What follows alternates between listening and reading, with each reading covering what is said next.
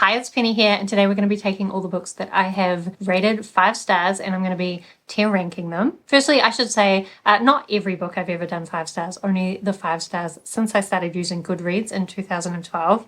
Also, I stole this video idea from Murphy Napier, and I agree with her that this is a good way to kind of see what someone's reading taste is like, because it can be sometimes hard when you discover a new booktuber to really know whether their reading taste aligns with yours, like even if they're reading some of the same books. Are they enjoying them in the same way? It takes time to find out.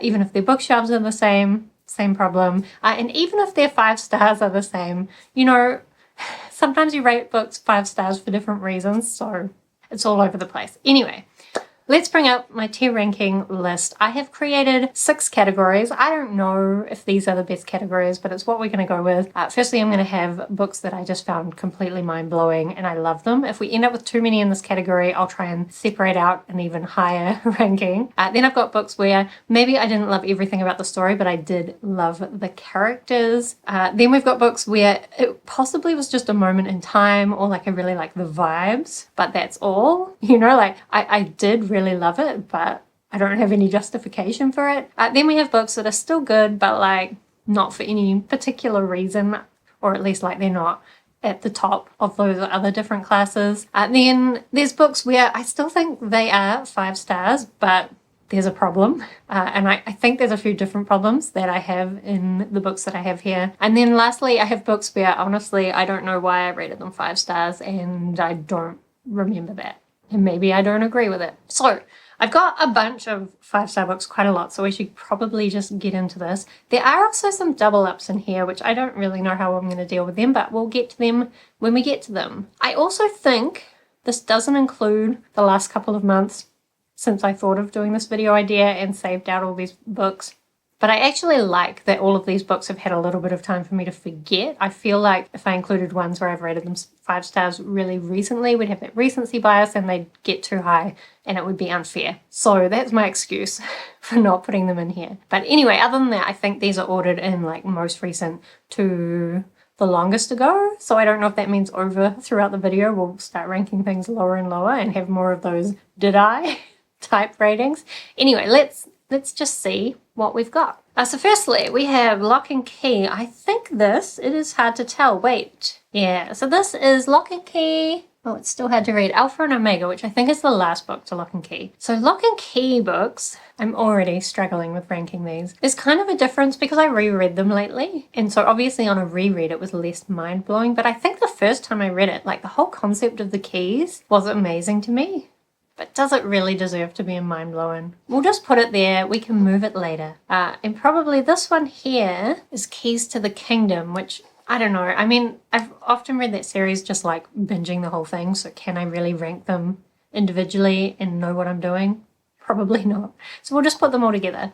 Then we have Shaman's Crossing by Robin Hobb. So this is I don't think it's the first book. Is it the last book? Yes, the last book in the Soldier Sun trilogy by Robin Hobb, which she kind of published in the middle of the Realm of the Elderlings. So this, I think I would just have to say I love the characters, but I also love the way that Robin Hobb deals with themes in that and the whole way that the magic works. And honestly, I love Shaman's Crossing more than Lock and Key, so what am I even doing at this point? And actually, also, the main character is very annoying and sort of similar to Fitz, but even more annoying. Maybe I have to move Lock and Key down. I'm going to put Lock and Key in Still Good and put Shaman's Crossing into Mind-Blowing. I don't know what I'm doing. We'll just work through this. We'll put the first Lock and Key book with those other Lock and Key books. Nimona. You know, I think I mostly rated it 5 stars because of the vibes, and it was just kind of a moment in time. I picked it up right at the moment when I felt like having a fun story like Nimona. The Mermaid in the Shoe is a children's book, and this is a hard one because like I kind of rated it 5 stars just because it's a children's book and it was a good children's book. But maybe it's vibes as well, you know. Is it better than Lock and Key? Probably not. Should I put it in yes, but it's just a children's book, so don't think it's going to blow your mind? Let's do that. Then we have The Cursed Princess Club. So this, oh yeah, I should say. So here, when I read The Cursed Princess Club, I read it as the webtoon, but it has been being published as actual graphic novels, and I marked the actual graphic novels as what I'd read, even though I don't think the graphic novels have gotten to the end of the series yet, so the whole thing is all kind of not right in terms of where I put these, but I'll probably just put the Cursed Princess Club all in the same place. I love the Cursed Princess Club. I'm actually going to put this last book in Mind Blowin', and then maybe let's just go through and find the rest of the Cursed Princess Club. I'll put the rest of the Cursed Princess Club in Character Love because I just love the characters so much. I can't find the rest of them. Did I not rate them all 5 stars? That seems unlikely. Has this actually randomized things? I don't know. Anyway, whatever. The Cursed Princess Club, mostly I love it because I love the characters, but the way that the ending kind of kept bringing back like tiny little jokes or things from the beginning that had been mentioned and then made them important to the plot blew my mind, that it could be like this silly cutesy story but also have such an amazing plot in some ways. Anyway, I'm going to put it in Mind Blowin', but maybe I'll change my mind later. A Darker Shade of Magic. I think I can only really put this as still good. Like, I think it's a solid 5 stars, but when I hear people raving about that series as their favorite series, I don't get it. And the latest like sequel series, didn't like it. Then we have Tombs by Junji Ito, which is his latest short story collection. And again, Junji Ito is all about the vibes, so let's put him there. Same with Bug Boys. Is there a couple of Bug Boys here? There should be, surely. Bug Boys is also just the vibes. Cute bugs having cute adventures, but nothing more serious than that. Then we have Assassin of Reality. So this I would also put in yes, but. The but is that it's not as good as the sequel, so I think most people who've read Vita Nostra, the first book, will be somewhat disappointed. But I think if you can overlook the fact that it's not as good as the first book, it's still quite enjoyable and still has a lot of elements from the first book. Then we have some books from the first Lore World. It actually, oh no, I can see the third book. So all 3 books of that, I just love the characters. I do also really like Joe Abercrombie's writing, although I think by the time we got to the end of the bigger First Lore World, I didn't like it as much, or I felt like his writing wasn't quite as solid as it was in the original trilogy and maybe even some of the standalones, even though it was still good. But I think I can't see here any of the later books. So I think it's only that original trilogy that I personally really loved. And it was mostly because of the characters. Then we have Ruby Fever. So I can see here we've got a couple of books from the Hidden Legacy series. So this is hard. I would say still good, like solid 5 stars. Great world building, great characters. Oh, maybe I do love the characters. I'm also kind of wondering if I should be putting these still good books above the Moment in Time ones. Let's do it temporarily and see if we decide we hate it. I actually think I'm going to put the Hidden Legacy ones into Character Love. Do I love those characters? Yes, because I just love everything Alona Andrews does when it comes to world building. And then we have Magic Claims. This will have to go in Character Love as well, and probably really high. So that's like a spin-off series to the Kate Daniels series, which is one of my most favorite series. And honestly, they could do no wrong. I just like spending more time with Kate and seeing her very sensible approach mostly to her problems. Lightfall. This is the first Lightfall, and it's just beautiful. Now, this is the problem. It's all the vibes though. There's a lot of nostalgia for me because it feels a lot like the Dark Crystal that I loved as a kid. But it's also probably better than A Darker Shade of Magic, is it? Honestly, who knows? Let's just put it there for now. Unfamiliar is Adorable Witches. The first one, I loved it. In fact, maybe I should say I character loved it. It's so hard because it's just a cute witchy story, and so I don't know that I feel like it belongs that high. Maybe. Then we have Mr. Impossible. So there must be, let me just put it here for now. There are some, oh, there's 2 of those right there. But I must have more books from this series, do I? Call Down the Hawk. Okay, I can only see those 2 books. I think maybe did I reread Mr. Impossible? Anyway, who knows? But I actually am going to put Call Down the Hawk and Mr. Impossible into that mind-blowing section because just what Maggie Stiefvater did with the magic and also with her characters and also just her writing was kind of mind-blowing to me. So I'm going to put it there. Also, and then I woke up is another one where just the concept of these people who have started thinking that there's zombies everywhere and as a result have killed a bunch of people. That was pretty impactful. And even though it's a shorter story, I really liked it. And every time I think about it, it like has me thinking, you know? Ariel is one where it's just the vibes. I read Ariel in high school. It's a poetry collection, and I was very inspired by those poems. And every time I read them, it kind of takes me back to being a teenager with a darker kind of sentiment. Okay, then we've got some books from the realm of the Elderlings, and the problem I will have is that I don't remember which book is which. I think these ones must be the last books. This one and this one must be from the last trilogy. What's this one? Ooh, I gotta talk about that one separately. But these ones are definitely from the last trilogy. I don't know where the third book in the trilogy is. But by the time you get to the last trilogy of the Realm of the Elderlings, you've read 15 books in this world, and quite a few with Fitz, 9 books with Fitz, and if you don't love him by then, I don't know why you're reading the series. Or maybe even if you still find him annoying, you definitely feel attached to him and probably love a lot of the people around him. I love the Realm of the Elderlings, and almost every time I sit down to plan my reading, I think about rereading that series, even though I 100% have too many other things I want to read. Dewdrop is another one that it was a moment in time. I love it just for the vibes. Do I love it more than Bug Boys? Oh, maybe not. One of Us is next. Part of me wants to say that it's the characters that I love, but it's also probably just a moment in time. I don't know, maybe it even goes in yes, but I don't know what it is that I like about that series. Like, I have my doubts that it's an objective 5 stars for me because it's like a YA thriller, which is not generally to my taste at all. Then we have The Black Prism. This is the first book in the series. I think we can see there is also another one, The Burning White. Oh, which is the last book in the series, really? So I'm not seeing any other books here from this series. Oh, yes, I am. The Broken Eye. So 1, 3, and 5 I've found. The Black Prism, the first book, definitely blew my mind.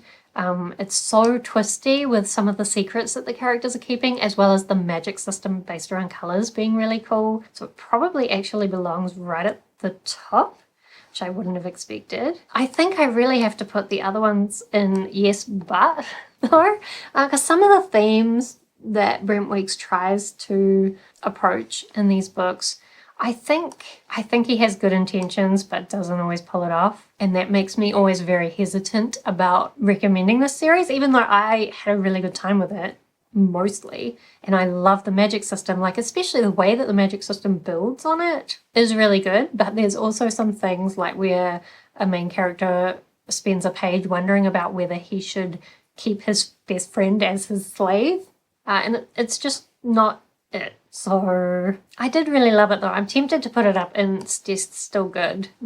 I can't do it. Okay, then we have some books from the Rainwell Chronicles. I know there's a few here I can see. Two from the quartet. Doesn't seem right, but whatever. I really liked the Rainwell Chronicles. However, I think they can only put it in still good because I didn't love the characters quite as much as the characters from the other Realm of the Elderlings series. But it's definitely better than A Darker Shade of Magic. And I'm actually now remembering that you learn a lot about the dragons in this series and the live ships. We'll put it at the top. It's still good, but as far as the Realm of the Elderlings goes, it is the weakest part of the series. We'll revisit that statement when I get to Tawny Man. Then we have Exhalation. This actually goes right at the top. Exhalation is a bunch of short stories by Ted Chiang, and I love Ted Chiang's stuff. I want him to write more because I could never get enough of his ideas, I think. Even though maybe not all of them stick with me, but some of them do. And just at the time of reading them, mind-blowing. I would love to read them all again. Then we have The Inheritance. This is a short story collection. It's really hard because the very first short story in the collection I absolutely loved, but every other story in the collection was just fine, probably belonged in still good. But if it's just based on that first one, mind-blowing, amazing. Maybe I'll put it kind of down the bottom in that, but just know that it's for that first short story. Then we have the Wine at Bird Chronicles, and honestly I have to put this in, did I? And I know I did really like the Wine-Up Bird Chronicles. I listened to the audiobook. I thought it was really great. But also I've read more Haruki Murakami since I read that. And now knowing some of the things that he regularly includes in his books, and knowing that I, in the long term, have found some of them icky, and like maybe as a one-time thing, I find it unique and original, but reading it over and over, I start thinking, what? So now when I think back on the Wind-Up Bird Chronicle, I just have my doubts, you know? Did I really think that was 5 stars? I know I did. I mean, I could also say it was a moment in time, but I really just, I don't know. Did I really give that 5 stars? Did I really like it? Did I even pay attention properly when I read it? Anyway, then we have Magic for Liars. I love the characters in Magic for Liars. I think Sarah Gailey doesn't get enough hype for this book in particular, actually. Then we have another Ted Chiang book. Do I care about what order these go in? I think I'm going to put Exhalation higher just because I think that's the one with the robot that has breathing problems and does surgery on himself. I don't know.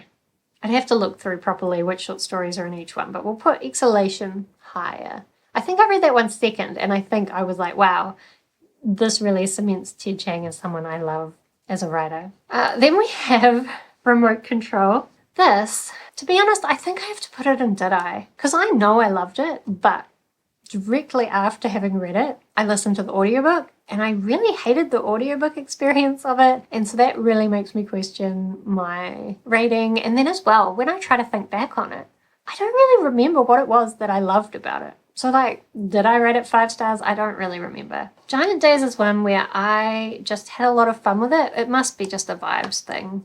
Certain Giant Days ones just are a great time. I could put it in character love, but I think that gives it a bit too much credit. So we'll put it in vibes. And actually right at the bottom, like, I read these quite a long time ago. I think this must be in a random order, right?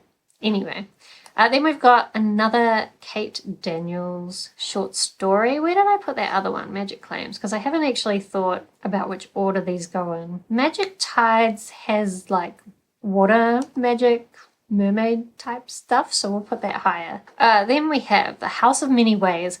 I really love the whimsical writing and the way the magic worked, but I don't know that I would say it was mind-blowing, and I didn't really like the characters at all. So probably I'd just say still good. Maybe I should say it was the vibes. No, it's better than that. Okay, then we've got The Martian. The Martian, honestly, I feel like is a moment in time / vibes. Like, I had a lot of fun with The Martian. Maybe I could put it as still good, but it really is just this guy, you know, traveling around on Mars, having problems and solving them. And I enjoy having problem solving. Did I listen to the audiobook or read the book? I think I read the book. But actually, I really like having problem solving as like background noise when I'm doing things. I think the audiobook of The Martian would probably be great for that. Oh, I just remembered there is a couple of jokes in The Martian that I really didn't like. And that makes me want to put this down in yes, but maybe that's a bit harsh. We'll put it in still good. Then we have The Betrayals, and this goes at the top of a moment in time / vibes. I could almost put it in did I really give this 5 stars, because it's kind of I actually always think of it as a romantasy, but it isn't really that much romance. It's more of a dark academia, and that's the element of it I loved. But just when I think back on it, I just wonder if I read it at exactly the right time for me and would never love it again reading it at a different time. But honestly, in a different day, I could probably put it in mind blowing. But for now, we're going to put it down here. I'd need to read it again to really know how I feel about it. The Hunger Games, I don't know that it blew my mind, and I don't really love the characters, but I mean, obviously The Hunger Games is good. The Psychology of Time Travel, I'm going to say did I? Because I kind of think that maybe I only rated it 5 stars because it had time travel in it, and that maybe if it had been about anything else, I wouldn't actually have liked the characters or the writing style.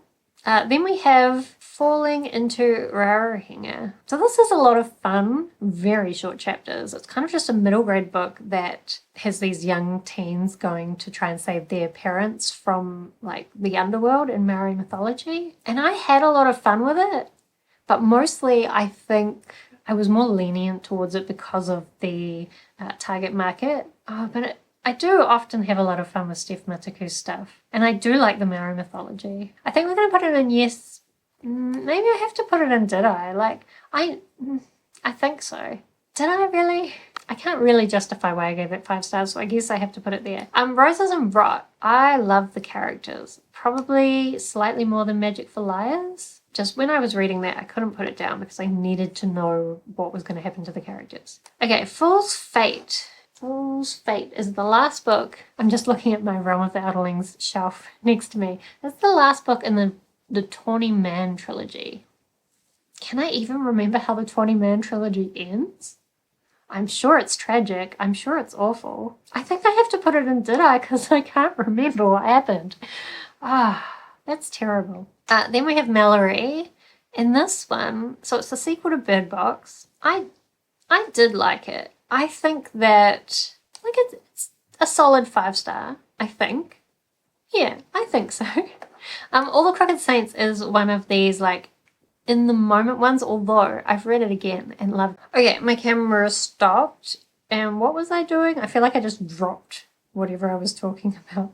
Oh yeah, I was talking about All the Crooked Saints. I've read it again and I really loved it. I think I will put it in mind blowing in that I was blown away that a book could make me feel so emotionally seen.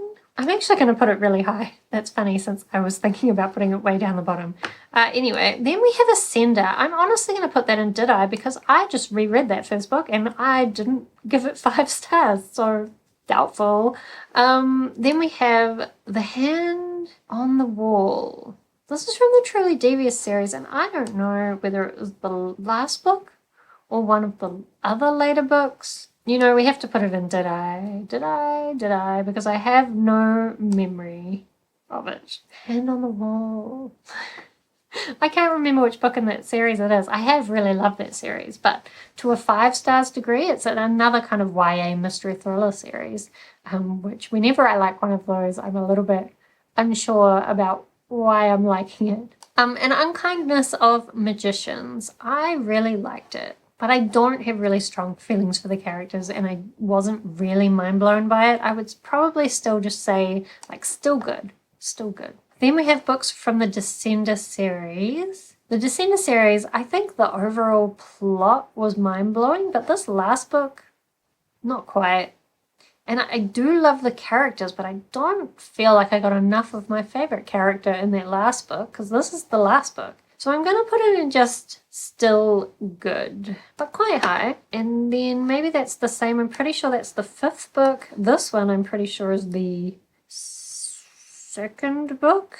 Second book definitely belongs in character love. I will love Driller for my whole life. That actually means it better go pretty high. The Boy, the Mole, the Fox, and the Horse. I liked it at the time, but I think it's just a feel-good book that doesn't have that much to it. And Lightfall... Number 2. I have to put this in... This is number 2, right? I have to put this in Did I? Because I also think I reread this lately and I don't think I gave it 5 stars.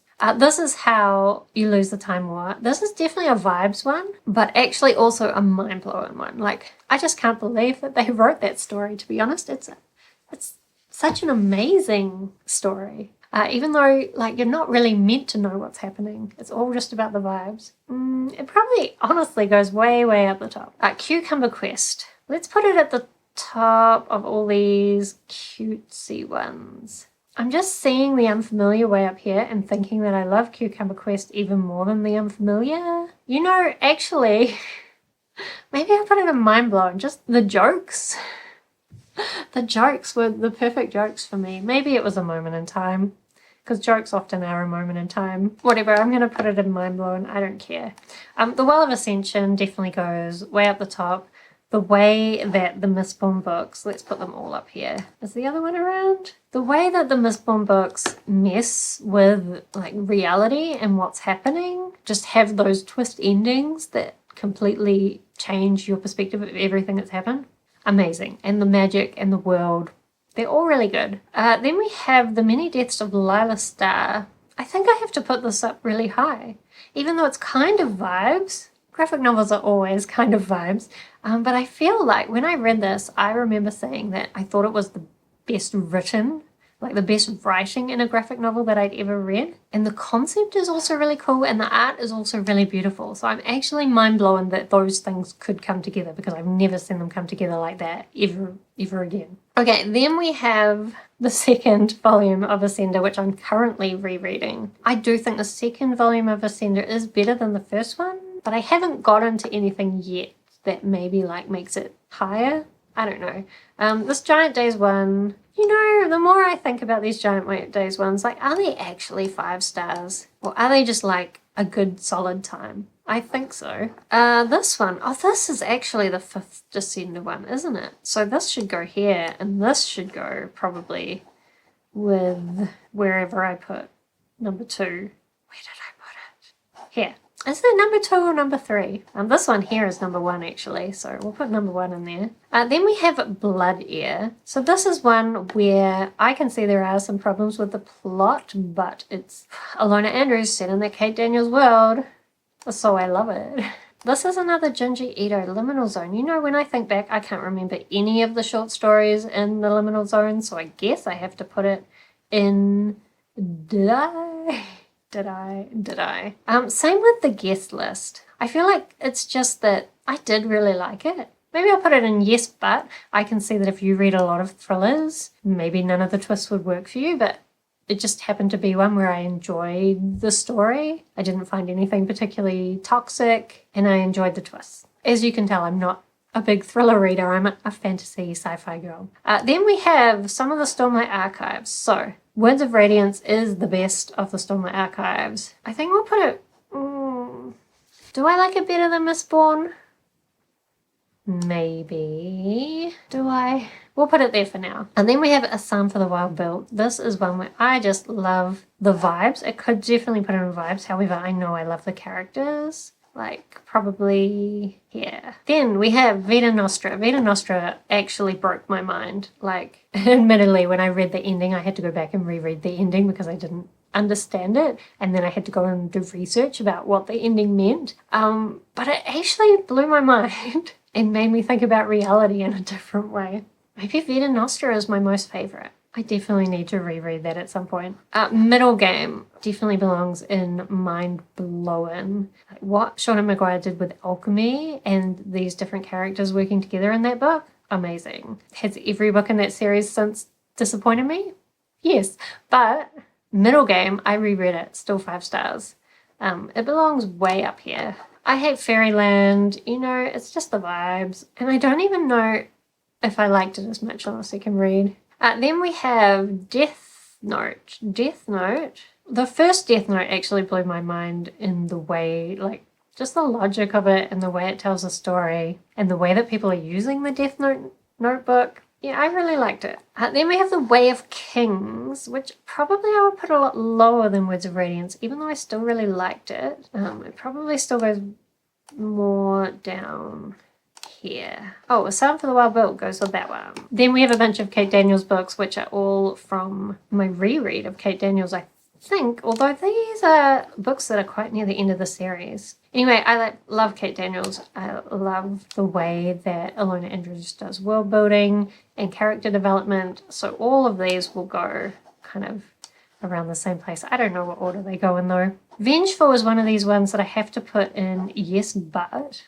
Yes, but the sequel just wasn't as good as the original, and like there were some amazing characters introduced and some amazing magical abilities, and because Victoria Schwab wanted to focus on her characters from the original book, they didn't get to do as much as they could have. So I really loved Vengeful, some elements of it, but it wasn't what I wanted it to be. I'm actually really surprised the boy on the bridge is here, but the girl with all the gifts is not, because the boy on the bridge is the sequel. I think that this is a zombie story, kind of, and the main character is autistic. Part of me feels like I should put this in Did I, because I've forgotten a lot. However, I do remember why I loved it, and for that reason, I think it probably goes really high. I just loved some of the philosophy about what it means to be human, and also kind of just the whole concept of how the zombies work in that world. Here's some more Lock and Key ones. Let's just put them in the same place. Oh, we also have the Umbrella Academy. I have to put this in Did I, because I have no memory. No memory at all. Like, I know I've watched the show, some of it, not all of it. Oh, it had cool time travel. but I just don't think the story was told as well as it was on the show.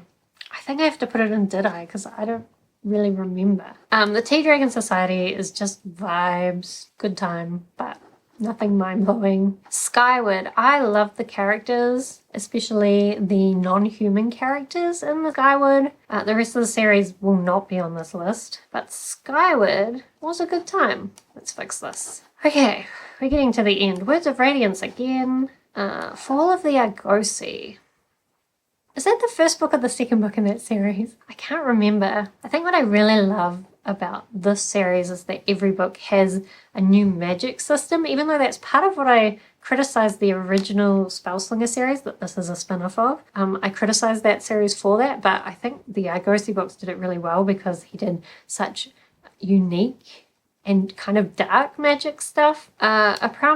A Prayer for the Crown Shy. I'm going to put it in yes, but I did really like it, but it's one of these ones where the sequel wasn't as good as the original, but it was still pretty good. Aquicorn Cove is another just vibes one. Big Little Lies. I know that I really liked this, but as with all thrillers, I think you've just got to read it at the right time and not have read the twists before. And this was one of the first kind of thrillery type books that I read, so I don't know how I'd experience if I reread it, but I did watch the TV show and I don't remember that very well, but I do remember I quite like the TV show as well. Strange the Dreamer. I love the characters, but actually what I loved was the world and the writing and the different magic that the different characters had. Let's put it next to these Dreamers trilogy books, since these books are all about dreaming. Elantris. Now, Elantris gets a lot of flack for not being as good as Brandon Sanderson's other stuff, and I kind of disagree. I think I would put it on par with it. Maybe not as good as The Black Prism, but some of those twists actually blew my mind at the time that I read them. The Seven Deaths of Evelyn Hardcastle. I have to put this in Did I? Because I don't remember very well, but I love the concept. I think the concept was mind-blowing. The ending was a huge disappointment, and there's some things that people have pointed out are problematic that I can't argue against. So we'll put it down in Did I? Here is another Lightbringer Black Prism book. Let's just put it with the other ones because Blinding Knife was the second book. I can't even find where. Oh, I put them down there. I think the second book didn't do anything too problematic. I can't remember when some of those things happened. Maybe I better just put it down there. Lock and Key again. Monstrous. Monstrous, I think, is either... The thing is, I really love the art of Monstrous. So in some ways it's the vibes, but it also has amazing world building. And actually, if you reread it and can properly understand the plot is pretty good too. Maybe I'll put it down with these mind-blowing, vibey books. But in a lot of ways, that first book is better than The Way of Kings. And once I put it better than that, it kind of bubbles up to being quite high. Oh, Dark Dawn. Is this the only book I have from the Nevernight trilogy in this? Interesting. Dark Dawn's the last book though, right? And I just think I loved some of the twists at the end and some of the ways that the magic evolved. So probably there. I'm second guessing myself so much in this. Opal is a short story set in the Raven Boys world, and I really liked it, but mostly for the vibes. We'll put it very high in the vibes. But a lot of people haven't read that, and I think if you mostly like the Raven Cycle for the friend group,